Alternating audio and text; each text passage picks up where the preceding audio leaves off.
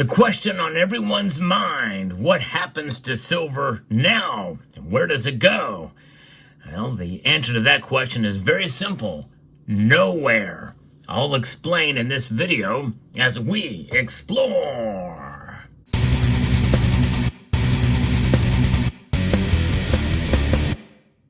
Silver in its physical state, such as you see it here, is not going anywhere. It's in your stack where I think it should stay. Now, there are a number of you who have sold your silver for various different reasons, and I cannot dispute the reasons you may have for selling your silver.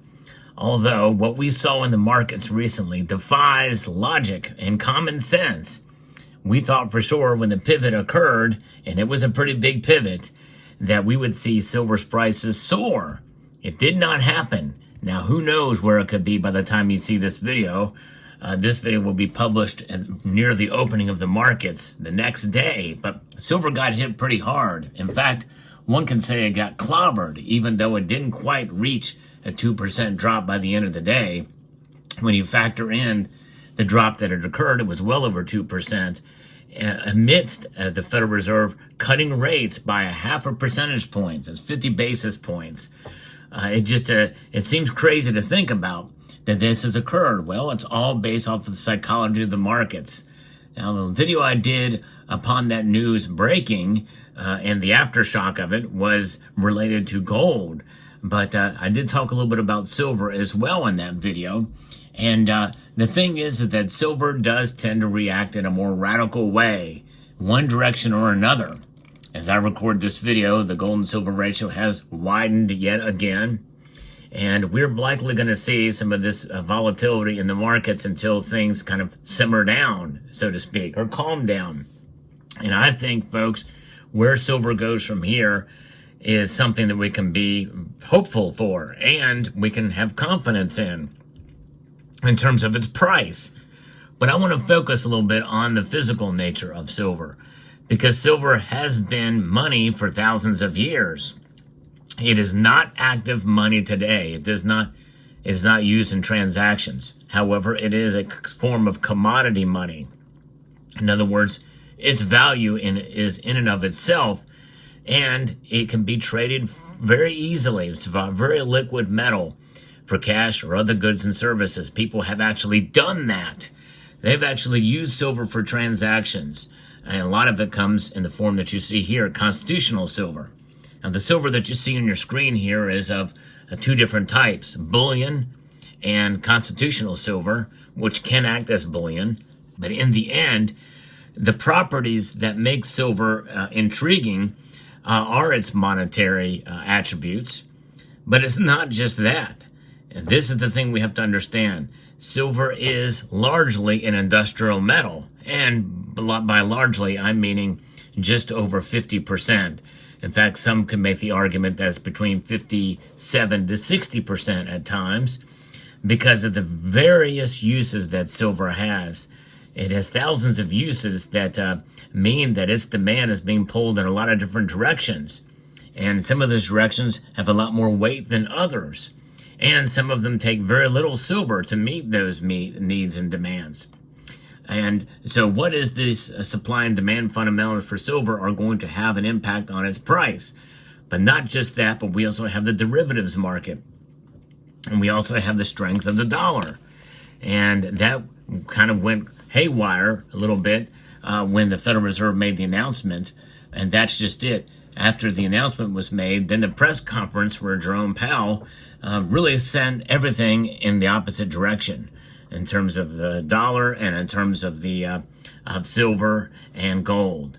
And so one can wonder what's going to happen in the coming days, weeks, and months. I think in terms of the price, we're going to see silver's price rebound to a point where I think likely we're going to see silver comfortably rise above $32, $33 an ounce in the coming months. In fact, I still am holding on to my prediction of $35 silver by the end of the year. Although with every dip back, it does, obviously it concerns me that I won't be able to meet that prediction, but it already has broken through my previous prediction of $28. I think we are in new territory now with silver. And this Fed rate cut of a 0.5 percentage point is going to have an impact. And that impact will be felt by the dollar and by precious metals. See, the economy is pretty fragile, folks. It's more fragile than they would lead you to believe.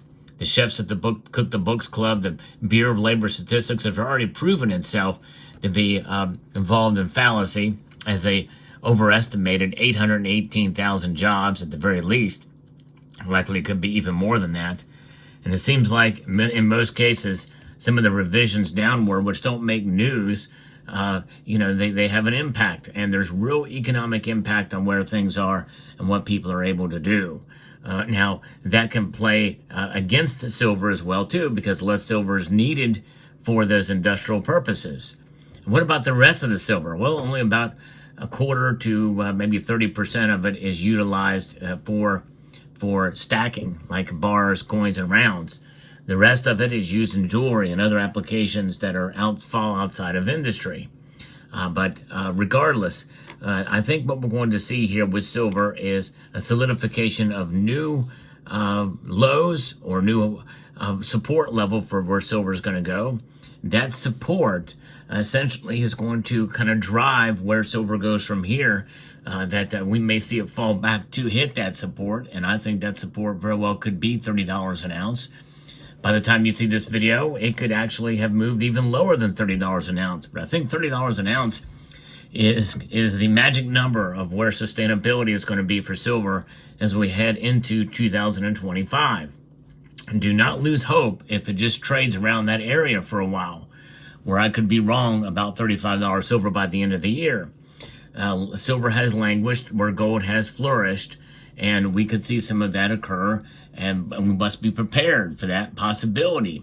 And that's one of the reasons why I like to talk about price movements and the criteria that can move silver's price up or down, to give you insight and understanding of how the market can operate and move, and even in areas where I'm reacting instead of being proactive in terms of what possibilities and scenarios can play out.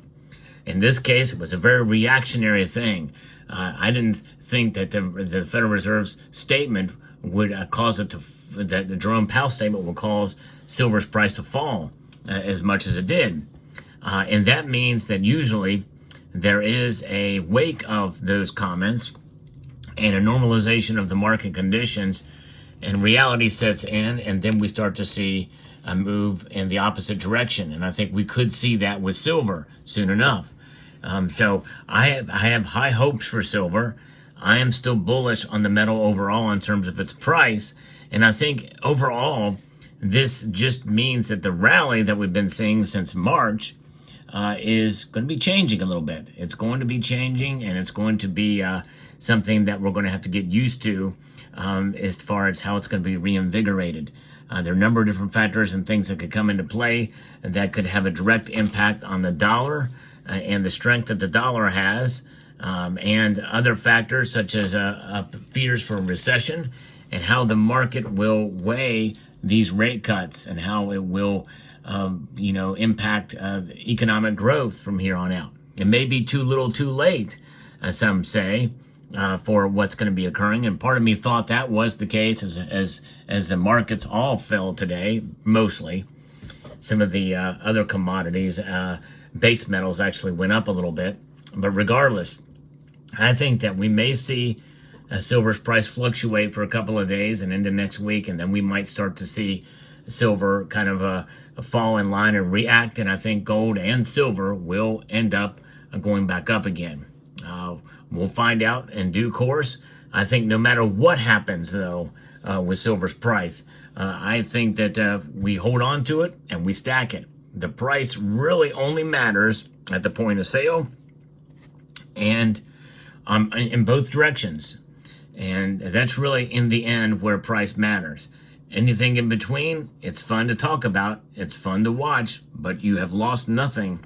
You have gained nothing if you don't sell or you don't buy. If you hold, that's the safest pattern you can have with your precious metals. Because what you see here before you was all purchased long before this market move, and then nothing has changed with the silver that you see before your eyes. And that is a comforting thing. Why? Because it's wealth outside of the system. And that, I think, is invaluable. That is value that translates far beyond price. And that measure, I think, is crucial to understand as silver stackers out there.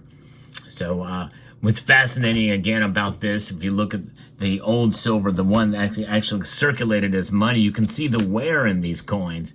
This has been through transactions throughout history. Here's an even better example. These barber quarters here are a great example of silver that has actually been used frequently in transactions, as they're worn out so much and fairly low relief.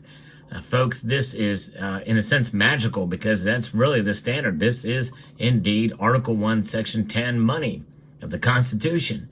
And there's just nothing that can replace that. That's why I really do enjoy, and I have been stacking a little bit more of the constitutional silver for a while now.